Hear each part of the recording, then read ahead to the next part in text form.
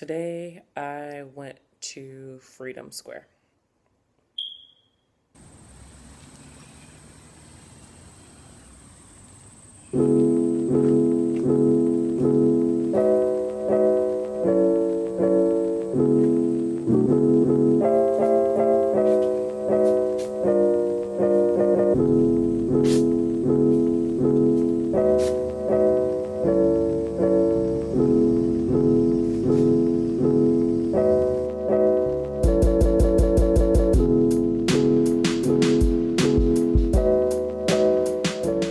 So I guess I can answer some general questions that you may have.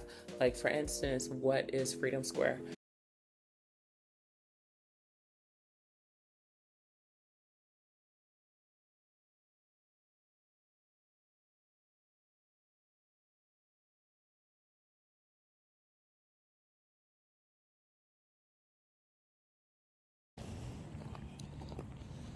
So I'm out here in Freedom Square across the street from Holman Square, where today they are doing a back to school drive.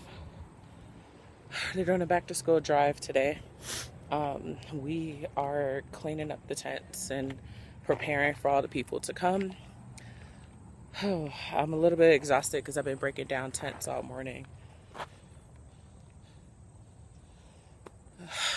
So yeah, I don't know what time the event starts, but yeah, I'm just gonna keep breaking down tents. I'm a little bit hot. There's lots of water, so I'm gonna stay hydrated. And yeah, that's pretty much it. So they made a community where everything's pretty much free housing, free food, and they stayed here for 41 days, I believe 41 days straight. And yeah, that's pretty much it.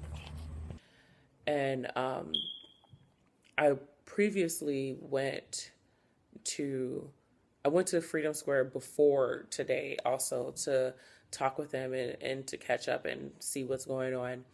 And I brought my kids, and they got the chance to paint and like listen to what was going on. And yeah, they were there 24 hours a day, 7 days a week. The community leaders and the activists that was there, they slept in the tents. They pretty much lived there for a good 41 days, I believe.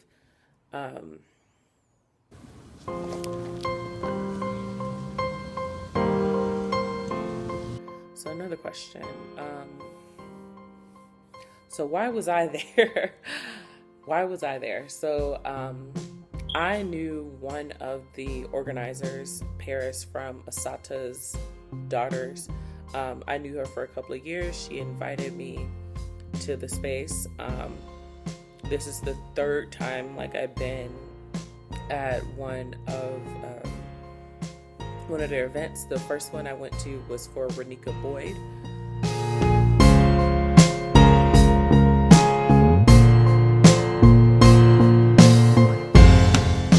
So yeah, I spent my time there just helping out with cleaning up. They were having a school event, like I mentioned before, and they needed to take down the tents and clean up a bit because there was a ton of people that was going to show up for the event. And the plan is to take down the tents, wash them because they needed to be washed, and once the event is over, they're going to put the tents back up. So the next question is, why am I doing this video? So I'm doing this video mainly to bring awareness. Like, I don't want to have this, oh, I'm doing my volunteer work. And I mention it that way because while I was there taking down the tents, a lot of people were driving past. And as they were driving past, they're like, oh, are you getting in your hours of volunteer work? Like, a couple of people were asking, like, okay, oh, you're volunteering, what's going on? And they'll drive off. So I'm doing this video because I want to first let people know that this is going on, and also bring awareness to not only the issues. I understand there's a lot of politics, and like there's a lot of horrible things happening in the community that needs to be addressed, that needs to stop. Like, especially like I can go on and on about it, but I'm not going to, because what I want to strive towards and what I want to push for is having that sense of community, knowing I want the youth, especially want the youth to know that with nothing you can do something. And it sounds like super duper corny, I know, but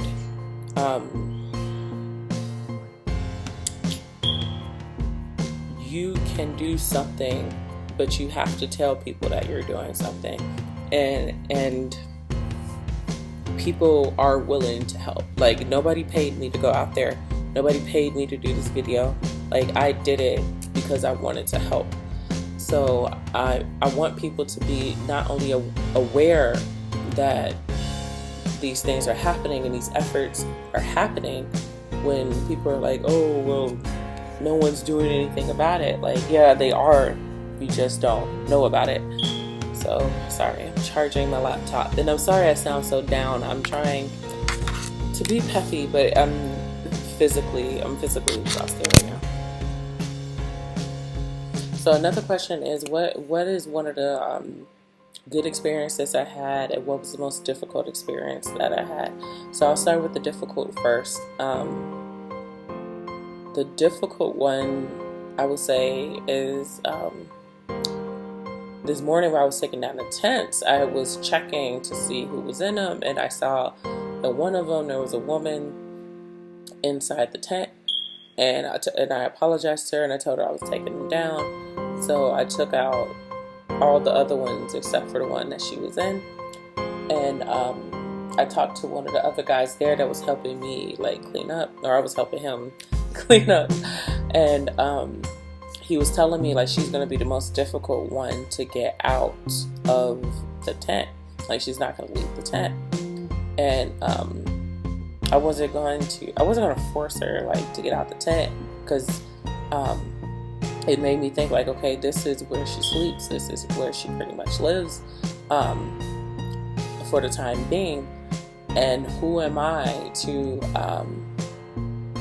like force her out of it? So I just let her stay in there, and the reason why is that was the like most difficult. And I know people are like, oh, that's not like horrible, but the reason why it was so difficult was because I had a reality check of like how much privilege I had. Like, I have the privilege to, like, when I was done cleaning up, I had the privilege to walk away, go to a store, buy me some fruit, and go home. That is a privilege. Like, to go home was like a privilege for me. And it was kind of like an awakening of like, okay, like, let's figure out like what I can do to help this community more, because like everybody should have a right to have access to food and shelter, and it's just a hard battle to fight, because there's so many organizations and there's so many groups that's trying to like solve this problem, and it's a long, hard, like complicated web of like craziness. So and that for me was a bit difficult, because like once you start thinking about your privilege and you start thinking about like what you're walking away from, and like you feel like this guilt, and it's like what do I do? Like, I can't, like, if I donate $5 to something, is that really doing something? Like, no. The good part, to be honest, like for me, was seeing that it was still there, because like a lot of people knew about the whole like the ending of the like 24 hours community thing happening. Like, a lot of people heard about it. So like when I was telling my friends like I'm about to go by the space, and they're like, well, isn't it gone? Like, isn't it not there? So the good part for me was knowing, like, when I showed up, like it was still there. um, so that gives me hope that, like, people will still bring resources, and the people who need those resources and the people who need those donations will have access to it. So like that, so that was like the good part of the day. And I hope that their efforts, like the community leaders and the people who were running Freedom Square, I hope their efforts are not just like lost in the shuffle and forgotten about. I hope that something else builds off of that, and hopefully it becomes bigger, and hopefully more people can be aware of what's going on, and just become the leaders that they're meant to be. Please subscribe, check out geekmomsco.com.